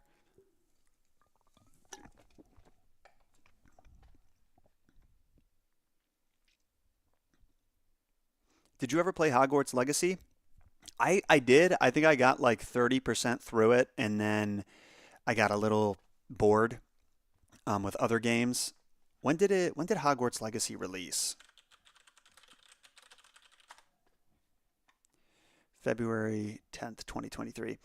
Yeah, also like I people were being so annoying about that game when it came out, like all the J.K. Rowling haters who don't understand that she had almost nothing to do with the development of Hogwarts Legacy, and that like we don't even know if she made money off the sales or if she just made a lump sum off of them licensing it from her.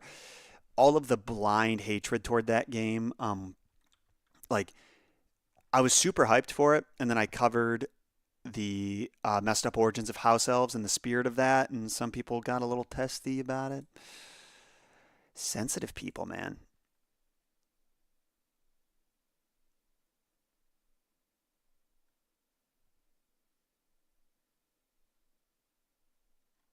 John, play Fortnite? No, absolutely not.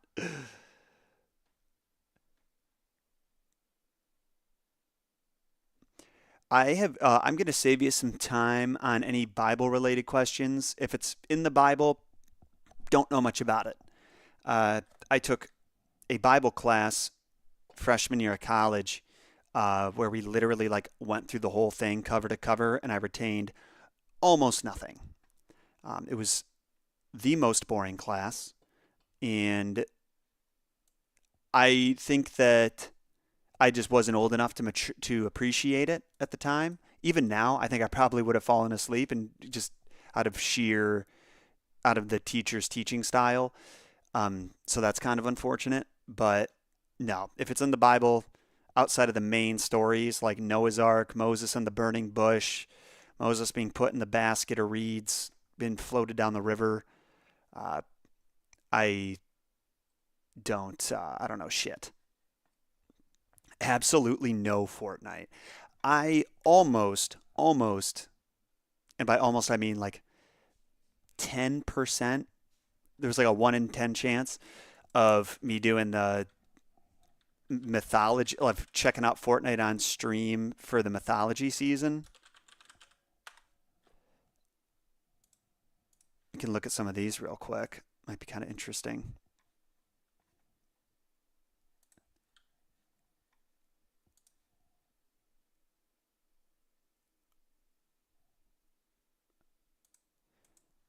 Maybe. If I can find a good representation of them.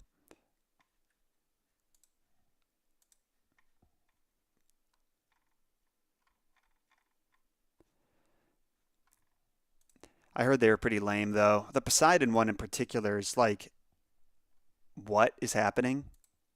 Just why? And like I here's the thing. I don't play Fortnite, never will play Fortnite. I think that I've heard that for the most part they have done pretty good with their like collaborations, The Mortal Kombat collaboration that just dropped, I've heard a lot of really great things about. Like, it's just, they really nailed the aesthetics of the characters and the vibe. But the Greek mythology season seems like they fucked it up. I don't know. The Grim Gate. Okay, yeah, I can check this out.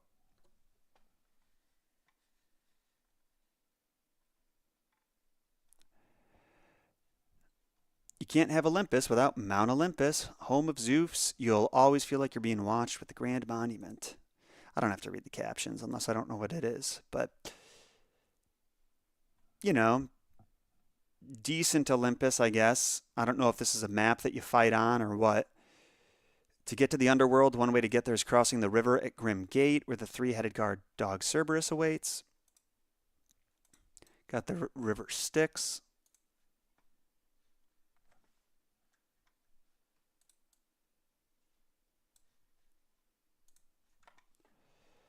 The underworld. You get through the gate, now you're in the underworld. Looks basically the same. They just wanted more content for their article. Brawlers Battle.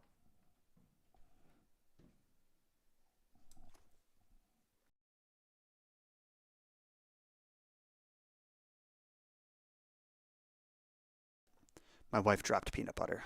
It was a big thump or thud. I was like, either nothing happened or something horrible happened. It's always one of the two.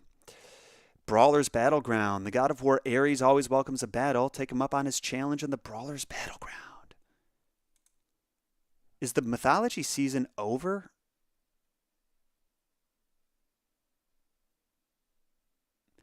Oh, you can't get any of the costumes that already happened. Well, that's stupid. Videos on Atlantis and El Dorado. Yep, definitely going to do those.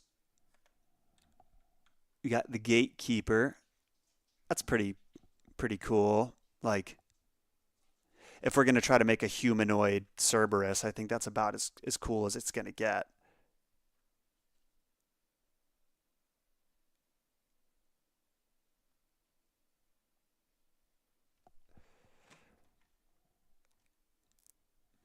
Hades himself, Harbinger SMG. So is this Hades or is this someone else? This must be Hades, right? The Huntress, Artemis. It's a pretty cool few. Like, I see what they're going for, I guess. It's like a hybrid between ancient and futuristic. For some reason, Zeus has grenades.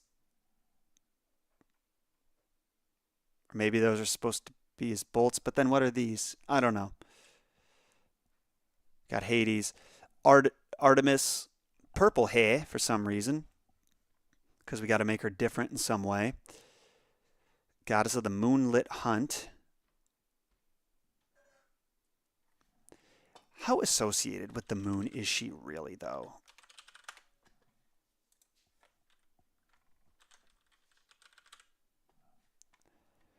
Her sister should be regarded as Selene or the moon, and accordingly, the Greek Artemis is, at least in later times, the goddess of the moon.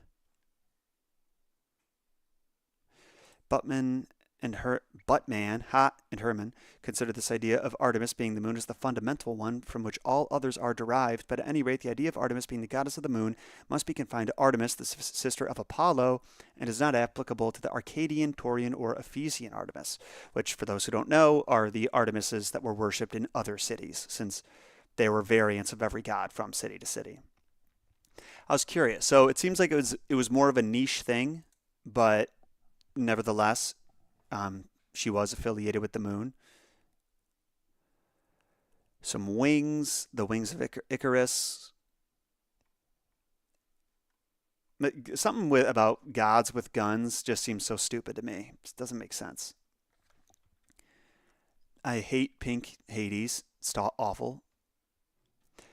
With the Myths and Mortals Battle Pass purchase, you unlock these outfits. Cerberus, Aphrodite, Poseidon. Okay. And the rest is, I don't care.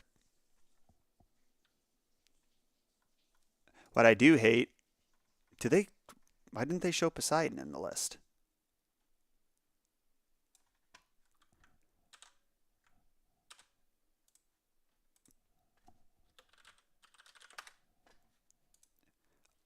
Just terrible.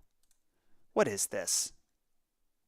Like, dude, like I even him being water is like an all right idea.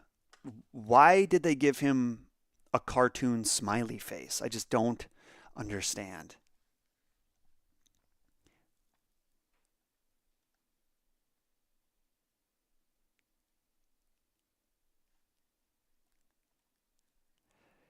He turned he turned Bob of Monsters vs. Aliens? Yeah, basically.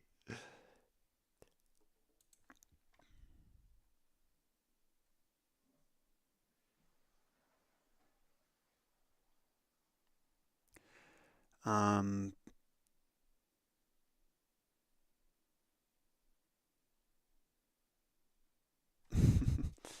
we have three things in common. Both neurodivergent, don't play Fortnite, and love folklore. That's us.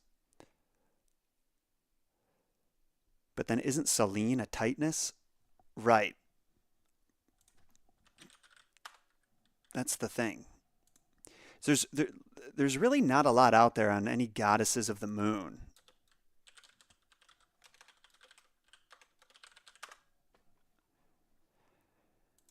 Like she exists, yes, but she doesn't unless I'm missing something. I will fully admit that maybe I'm just not informed enough, but of all the myths that I've read in my 6 years of doing mythology now, uh, I don't think I've come across a single Celine story.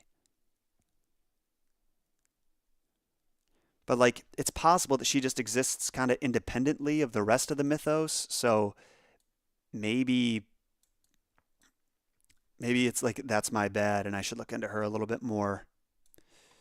Selene was the Titan goddess of the moon. She was depicted as a woman riding side saddle on a horse or driving a chariot drawn by a pair of winged steeds. Her lunar sphere or crescent was either a crown set upon her head or the fold of a raised shining cloak. She was sometimes said to drive a team of oxen, and her lunar crescent was likened to a pair of bull's horns. That's cool. Selene's great love was the shepherd prince Endymion. Endymion. The beautiful boy was granted eternal youth and immortality by Zeus and placed in a state of eternal slumber in a cave near the peak of Lydian Mount Latmos. His heavenly bride consorted with him there in the night. You know what? I think maybe I did talk about that story. I remember, I feel like I remember that.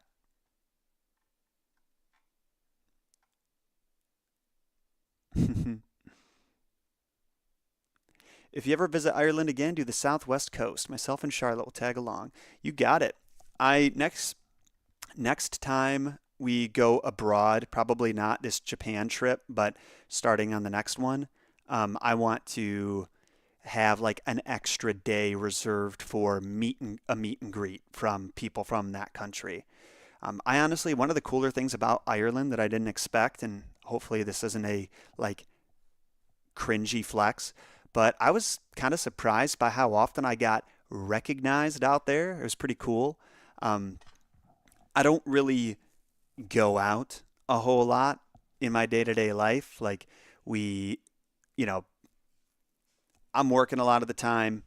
Um, I go out and I run my errands here and there, but for the most part, uh, I'm not like in the public sphere. I'm not going to a coffee shop to get my work done. Uh, so I'm usually at home. And going to Ireland, we went to like museums, history tours, all of these kind of folklore, mythology, history related things. And I got like, there were people at multiple of these stations that knew who I was, which was really cool. Never expected that. Like in Ireland, but we went on this completely unrelated to Trova trip. Me and a couple of the travelers that stayed a little longer did a little tea tour on the bus, and like the tour guide of the bus knew who I was, and I was like, it's just awesome. It's so cool to like have these people who are really knowledgeable about history in mythology and folklore, like be fans of my content because, in some ways I can like I've been doing this for so long that like at least with Greek mythology, I consider myself very well versed, really Greek, Egyptian and Nordic, but um I'm still even in those I will not deny that I've said it 100 times. I'm a rogue folklorist. I'm self-taught, autodidact, not totally official. There's no license to my name. But so to see people with real credibility be fans of my content, it's pretty cool.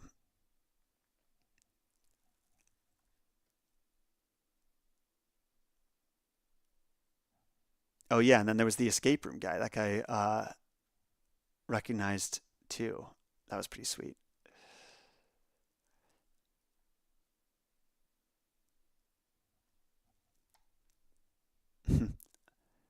um,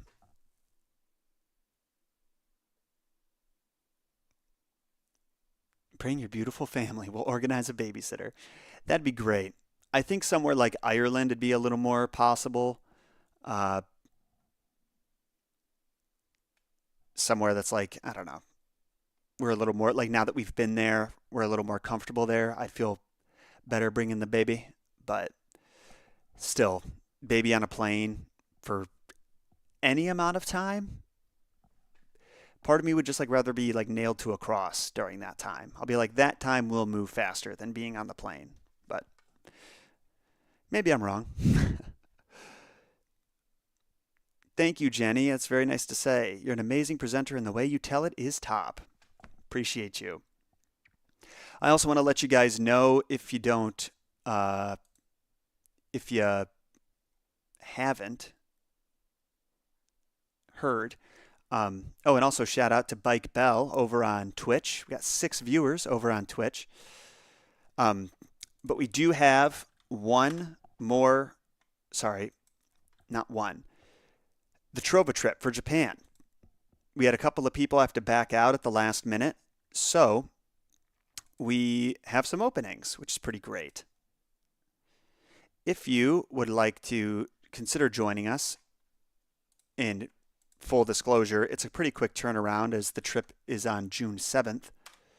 But if you click that link, you'll go right to the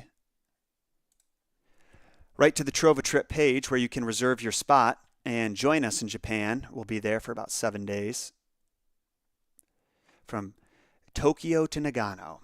It's going to be great.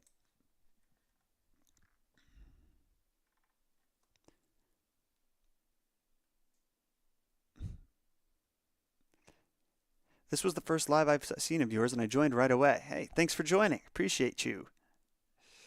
I'd absolutely love to study and learn about history and mythology, particularly Egyptian, but I'm absolutely fascinated and love studying and learning about all history and mythology.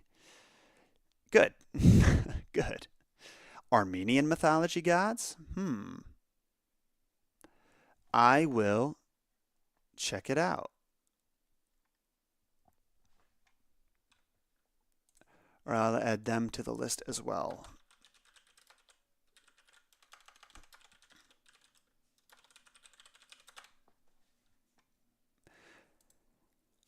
I'd love to go, but I'm broke as a joke. That is totally understandable. Um, you can get I think it's up to 6 month loan, like a payment plan with no interest, which is pretty rad. But I don't encourage anybody to do that if you're not confident in your ability to pay it off without interest.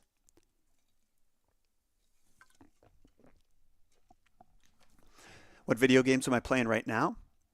Um, Dude, I have some crazy ADHD going on with my games right now because, God, this is so pathetic. But at the end of the day, when it's finally time to play video games, my hands are a little too sore from work to do any button mashing of any kind. So, right before Frankie was born, I was playing a lot of Mortal Kombat, doing a ton of grinding to get certain cosmetics, which was not worth it. Um, and then I started a new Red Dead Redemption 2 playthrough, and then I've kind of taken the like past 2 months off from gaming because I got those injections into my wrist. But I want to get back into Hades 2, streaming it for you guys, and then full playthrough of The Last of Us. That would be sick. Um, I would love to do like another story based game with you guys. I also just bought Lego Lord of the Rings, which I know is pretty dated at this point, but it's it's fun. I mostly got it for the nostalgia and for a buddy of mine who I we grew up playing the Lego games together, so we wanted to play it.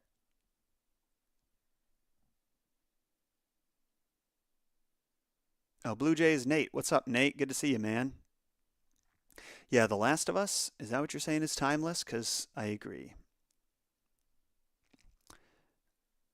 I want to see Lego Marvel versus Capcom.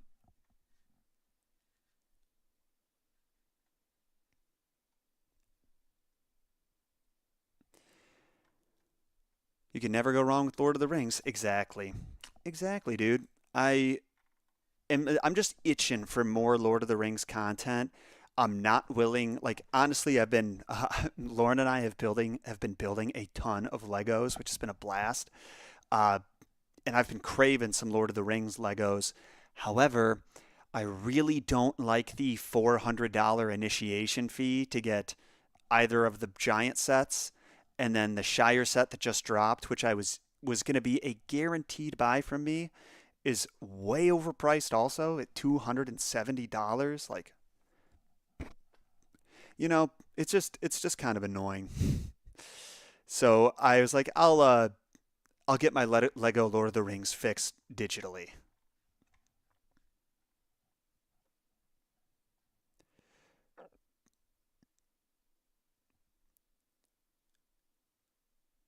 I have all the Lord of the Rings pops. That's awesome.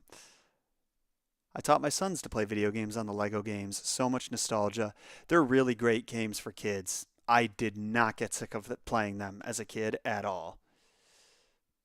Like, uh,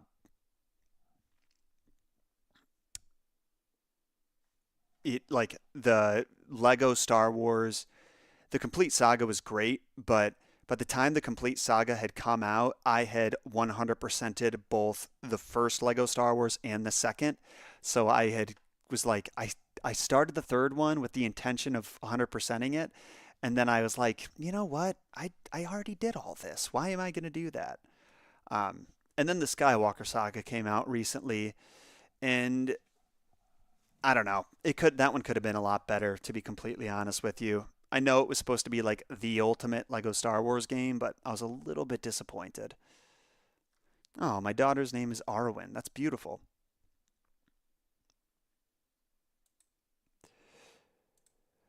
Well, you guys, I think I'm going to wrap this up. It's been about 2 hours, and I enjoyed every second of it. It's been about 3 weeks since the last stream. Don't want to go that long again, so maybe I'll get to stream on a random weekend or something. But over this past month, the a lot of my free time, all of my time was taken up by content, getting those new editors hired, and baby. So I had to get that all done. Now that that's out of the way, I think we can get back to streaming. Um, until then, though, keep an eye out for next week because we got the Zodiac mythology video coming out, and the week after that, we got an epic Iron Woman video coming out. That is the sequel to the Iron Giant. If you made it to the end of this stream, that's your reward for sticking around. Is you get to know it's coming in a couple of weeks. It's going to be really cool, and I think you guys are going to love it. That of the Iron Woman story, if you want to read it in the meantime, is kind of like a book club sort of dealy. It read it. It gets fucking wild. Like way, I thought the first one was pretty insane. The second one goes off the rails. I think out of pocket might be the term people use nowadays. But I will see you guys hopefully all next week with the messed up mythology of the goat zodiac. If I don't do another live stream before then, it'll be then. Until then, I love you all. My name is John Solo, and remember, John shot first.